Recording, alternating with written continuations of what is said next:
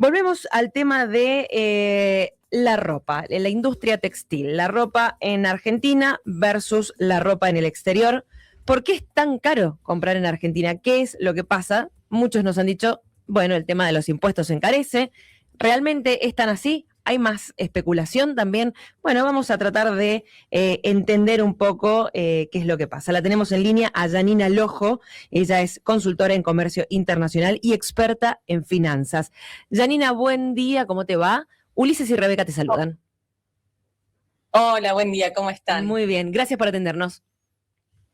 No, gracias a ustedes. Bueno, voy a ser un poquito vulgar, pero a ver, tratemos de descular esto que está pasando, que últimamente se está hablando mucho, comprar en la Argentina, comprar en el exterior, ¿por qué los precios son más caros acá? ¿Qué es lo que pasa? ¿Cuál es el contexto de todo esto? Bueno, a ver, el problema hay que desglosarlo en distintas partes, podemos decir, porque hay cuestiones que son inherentes propiamente a la industria textil, hay cuestiones que son inherentes a todas las industrias, hay cuestiones que tienen que ver con la comercialización, hay cuestiones de todo tipo. Entonces, lo mejor es ir de a poco. Bien. En primer lugar, lo que tenemos es que la apertura comercial no encareció el producto argentino, sino que evidenció un problema de fondo que ya estaba, que tiene que ver con que muchas ineficiencias que tenía el sector productivo se podían tapar antes. ¿Por qué? Porque vos tenías una ineficiencia, aumentabas el precio, porque total no había competencia externa y no había problema. Te seguías garantizando el mismo nivel de margen, obviamente, porque el mercado no tenía manera de no convalidarte el precio, porque no tenía manera de acceder a los productos. Lo que hizo la apertura, por un lado, fue traer nuevos jugadores, porque ahí empezaron a llegar productos importados, pero también abrió la cancha para muchas empresas que quizás tenían un emprendimiento más chiquito y ahora con la apertura comercial, con la facilidad para importar bienes de capital, insumos, empezaron también a aumentar su oferta y a tener otra presencia. Esos serían problemas particulares que tiene hoy la industria textil. Ahora, todas las industrias, no importa si es textil, si es automotriz, todas tienen el mismo problema de estar dentro de la economía argentina. Algunas podrán manejar mejor, otras no lo manejarán tan bien los problemas que tiene la Argentina y que vulgarmente conocemos el costo argentino. Ahí lo que tenemos es la presión impositiva, tenemos la carga laboral, los problemas de la infraestructura, el alto costo de los servicios, que en realidad es una normalización, pero fue un salto muy fuerte que se sintió de golpe y que afectó a todas las cadenas productivas, la dificultad para acceder a financiamiento, y así podemos nombrar un montón de problemas. Pero esto golpea a todas las industrias, inclusive golpea al kiosco de la esquina, porque la realidad es que esto golpea hasta el kiosquito de la esquina. Entonces, por un lado tenemos temas particulares de la industria textil, que había ineficiencias. ¿Y dónde hablamos de ineficiencias? Obviamente que no es lo mismo si vos vendés para todo el mundo y tenés un nivel de escala que te permite optimizar tus costos, que tener un mercado más chico como es el argentino, con un nivel de escala mucho más bajo y que no vas a llegar nunca a ese nivel de optimización. Eso es algo particular de la industria textil. Después vendrán las discusiones de si hay o no competencia desleal, y para eso hay una autoridad que, en caso de que alguien se presente y haga la denuncia, deberá evaluarlo. Pero el problema de la industria textil no nos tenemos que confundir, porque lo que tiene que ver con costos impositivos, laborales, financieros, afecta a toda la economía argentina, no solo a la textil. Janina, entonces acá esto se termina traduciendo, es que se abrió un mercado cautivo y ya hay muchas empresas que nunca se prepararon para competir. Bueno, es una buena manera de resumir la situación, no de todas, porque la verdad es que yo ayer estaba escuchando a una empresa también textil que ellos decían que no estaban pasando por un mal momento, que estaban compitiendo y que habían competido ya en otro momento porque ellos habían tomado la decisión de salir al mundo y exportar sus productos, que no es la realidad de todos.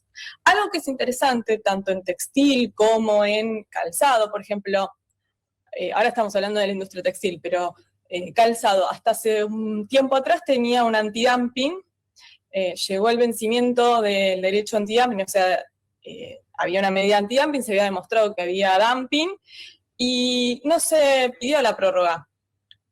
Y hoy, obviamente, es un sector que supuestamente está afectado por las importaciones. Pero claro, ¿qué pasaba en ese momento? CIRAS, dificultades para pagar al exterior, entonces era prácticamente imposible importar calzado de cualquier parte. Entonces no tenía sentido invertir en energía, tiempo, dinero, en pedir la renovación y presentar las pruebas para solicitar la medida antidumping en su prórroga. La lógica sería que si realmente hay competencia desleal, el sector textil se presente formalmente con una denuncia antidumping contra aquellos que están haciendo dumping, porque lo que muchos acusan es que las empresas que vienen de Asia hacen dumping, y puede ser, pero para eso hay una autoridad que debe evaluar el caso y, si es así, poner las medidas correspondientes. Y otro dato no menor, si uno considera que hubo un aumento del volumen importado excesivo que puede o que está generando un daño en la industria nacional, también puede pedir la aplicación de una salvaguarda, cosa que tampoco se está haciendo. ¿Cómo sería en ese caso? La salvaguarda es cuando hay un incremento de lo que... Te lo voy a llevar a un caso más práctico. No sé si escuchaste que China implementó una salvaguarda a la carne bovina. Sí. 511.000 toneladas es el máximo. Bueno, lo que se hace es poner un cupo a los países a los cuales se incluye en la investigación. Nosotros fuimos considerados, entonces se pone un cupo con el arancel que tenías hasta ese momento y superado ese cupo te ponen un arancel más alto. Bien. Bueno, podría hacerse eso si realmente las importaciones aumentaron tanto como por momentos parece serlo, pero lo que pasa es que cuando vos vas a ver los números, el salto no es tan grande de las importaciones, inclusive las importaciones en 2025 siguen estando por debajo de los niveles máximos que ha tenido la República Argentina y son bajas en comparación a otros países similares en el mundo. Bien, o sea que no sería una medida que en este caso se podría del todo aplicar.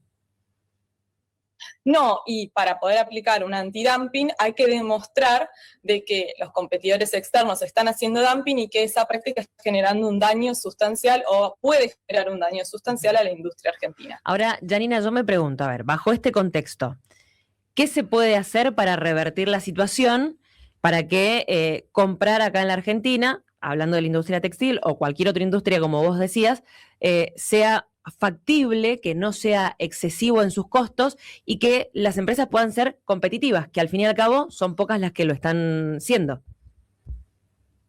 Bueno, primero rompamos el mito de que todo el mundo se está trayendo productos de afuera, de que todo el mundo está importando la ropa o importando calzado, importando computadoras, productos de tocador, bazar. La realidad es que, si bien creció, porque cuando vamos a ver los números, porque una de las críticas grandes que hacen es el que se facilitó el régimen de courier, el famoso puerta a puerta. Cuando vamos a ver los números, la realidad es que hasta 2023 no podíamos comprar ni un clavo. Hasta diciembre del 2024 no podíamos comprar ni un clavito, era muy difícil comprar algo al exterior. Y entonces, cuando cambia el régimen, están los números. Este año vamos a ver realmente si las compras al exterior son tan significativas como se estuvieron hablando durante todo 2025. Y otro dato que también es importante señalar es que la caída del consumo no se da solamente en aquellos sectores que están compitiendo directamente con el exterior, porque en los últimos datos de la CAME de diciembre del 2025, la caída del consumo se da en sectores donde las importaciones son muy, pero muy bajas. Entonces lo que tenemos es una contracción del consumo sumada a la apertura comercial que evidenció los problemas que tenemos internamente. Y ahí voy a lo que vos me decías, ¿qué podemos hacer? Bueno, para todas las industrias, una de las cosas importantísimas sería bajar la carga impositiva. Pero acá hay una cuestión que es clave, porque ahora se va a discutir también la reforma laboral. Y eso también va a tener un impacto en el costo de la producción en general en la Argentina. Tiene que ser una medida, tanto la reforma laboral como la reforma impositiva, una medida que el sector empresario perciba que vino para quedarse. ¿Y por qué remarco esto? Porque si queremos que esto se traduzca en resultados, tiene que haber confianza de que esto no van a pasar 2 años y se va a cambiar. No van a pasar 3 años y se va a cambiar, no van a pasar 5 años y se va a cambiar.